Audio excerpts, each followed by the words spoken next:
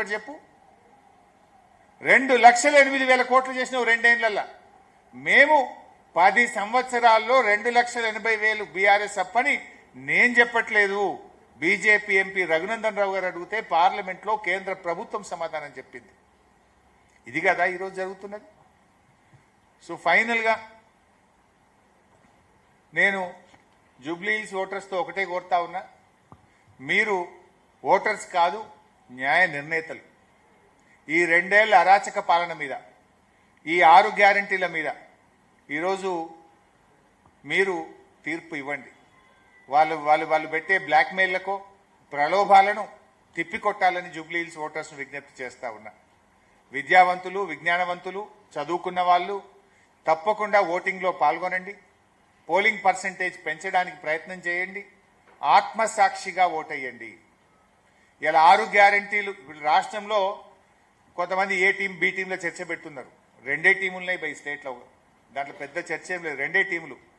ఒకటేమో 6 గ్యారంటీలు ఎగ్గొడుతున్న టీం, ఒకటేమో గల్లా పట్టుకొని 6 గ్యారంటీలు అమలు చేయమని అడుగుతున్న team. BJP silent, there is no team. BJP దేని మీద మాట్లాడతలేదు. ఈ రాష్ట్రంలో అరాచకాల మీద మాట్లాడదు, రాష్ట్ర అభివృద్ధి గురించి మాట్లాడదు. ఈరోజు 2 టీంల మధ్యనే పోటీ. 6 గ్యారంటీలు ఎగ్గొడుతున్న టీం ఒకటైతే, 6 గ్యారంటీలు అమలు చేయమని గల్లా పట్టుకొని పోరాడుతున్న టీం ఒక టీం. 2 టీంల మధ్య జరిగే ఎన్నికల్లో 6 గ్యారంటీలు అమలు కావాలంటే మాగంటి సునీతమ్మ గారిని కారు గుర్తు మీద ఓటేసి గెలిపించండి. 6 గ్యారంటీలు ఎగ్గొట్టిన వాళ్లకు మీరు ఓటేస్తే, మేము గ్యారంటీలు ఇయ్యకుండా తులం బంగారం ఇయ్యమని తేల్చి చెప్పినా మాకే ఓటేసింది, ఇక ఇచ్చేదే లేదు అంటారు. కాంగ్రెస్ మెడలు వంచాలంటే ఇవాళ మీరు కాంగ్రెస్ గుణపాఠం చెప్పండి. జూబ్లీహిల్స్ ఎన్నికల వల్ల కాంగ్రెస్ ప్రభుత్వం ఏం పడిపోదు, బీఆర్ఎస్ ప్రభుత్వం అధికారంలోకి రాదు.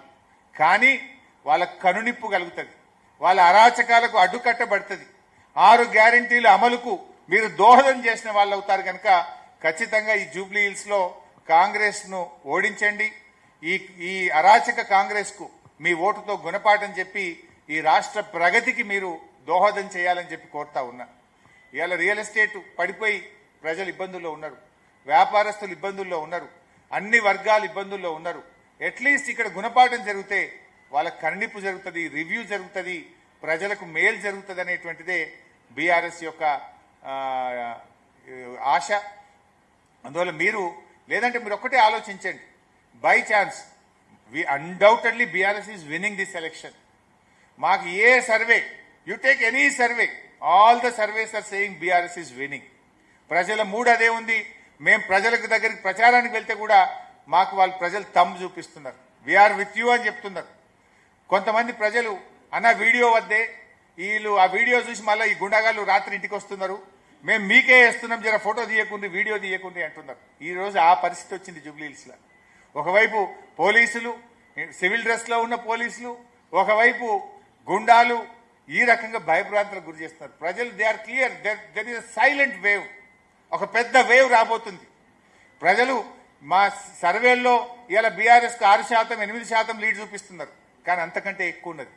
కొంత భయపడి వీళ్ళు సివిల్ డ్రెస్ లో ఉన్న పోలీసుల, కాంగ్రెస్ పంపిన గుండాల అర్థం కాక కొంతమంది they are maintaining silence. But ఒక నిశ్శబ్ద విప్లవం ఉంది.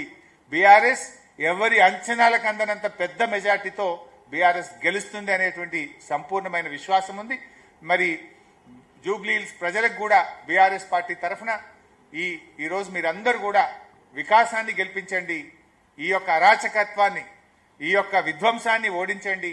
హైడ్రా ఆగాలన్నా, 6 గ్యారెంటీలు అమలు కావాలన్నా, ఈ అరాచకాలు ఆగాలన్నా మీరందరూ కూడా బీఆర్ఎస్ ను గెలిపించాలని మీ అందరినీ ఈ ప్రెస్ క్లబ్ ద్వారా, ఈ మీట్ ద ప్రెస్ కార్యక్రమం ద్వారా బీఆర్ఎస్ పార్టీ తరఫున మీ అందరికీ విజ్ఞప్తి చేస్తూ ధన్యవాదాలు.